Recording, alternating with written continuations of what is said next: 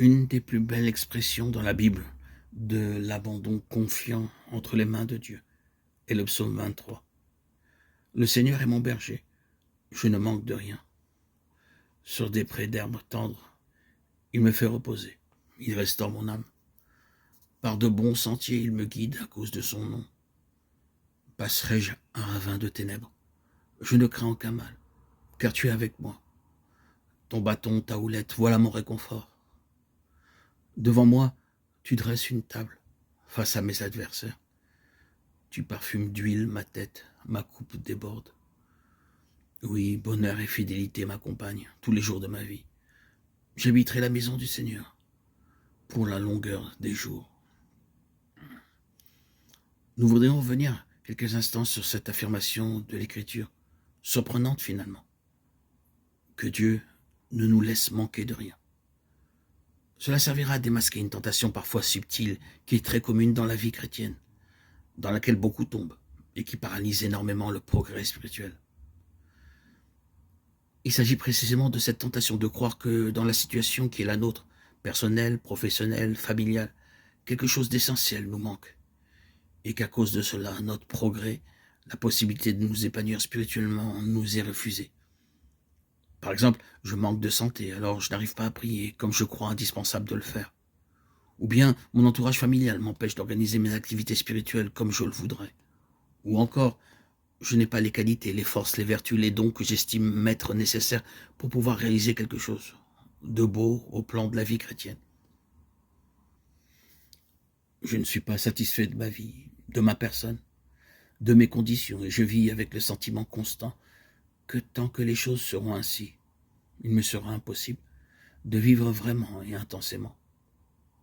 Je me sens défavorisé par rapport à d'autres, et je porte en moi la nostalgie constante d'une autre vie, meilleure, plus favorisée, où là enfin, je pourrais faire des choses valables.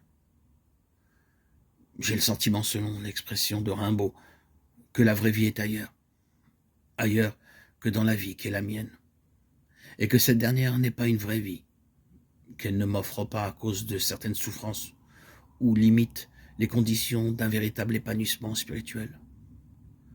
Je suis concentré sur le négatif de ma situation, sur ce qui me manque pour être heureux. Cela me rend mécontent, envieux et découragé, et du coup, je n'avance pas. La vraie vie est ailleurs, et j'oublie tout simplement de vivre. Alors qu'il suffirait parfois de si peu de choses pour que tout soit différent et que je progresse à pas de géant. Un autre regard, un regard de confiance et d'espérance sur la situation qui est la mienne, basé sur la certitude que rien ne saurait me manquer. Et alors, s'ouvriraient à moi des portes, des possibilités inespérées de croissance spirituelle.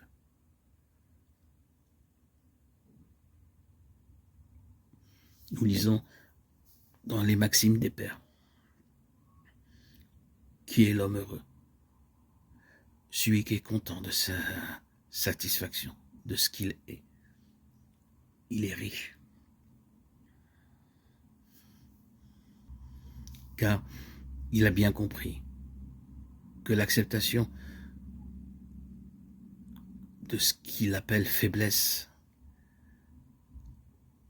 fait toute sa richesse, toute sa personnalité,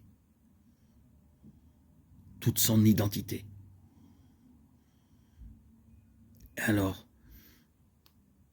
toutes les portes s'ouvrent.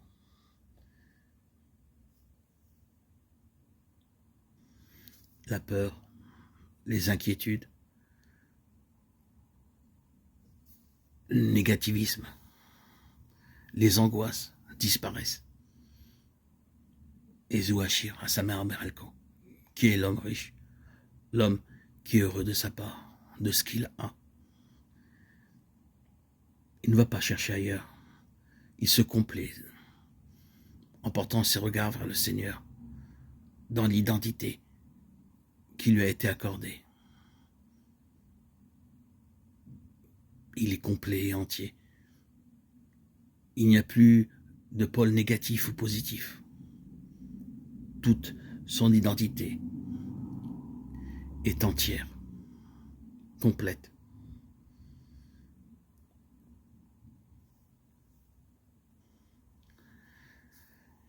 Marquée du sceau de Dieu pour pouvoir aller de l'avant, sans peur, sans crainte, dépasser toutes les petites misères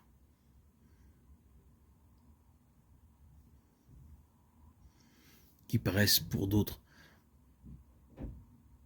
des obstacles insurmontables. Il a fait l'exploit si ordinaire qu'aujourd'hui peu de gens ont s'accepté tel qu'il est, comme il est, dans l'amour pour le Christ, qui le rénove et le régénère, et lui fait connaître sa véritable identité.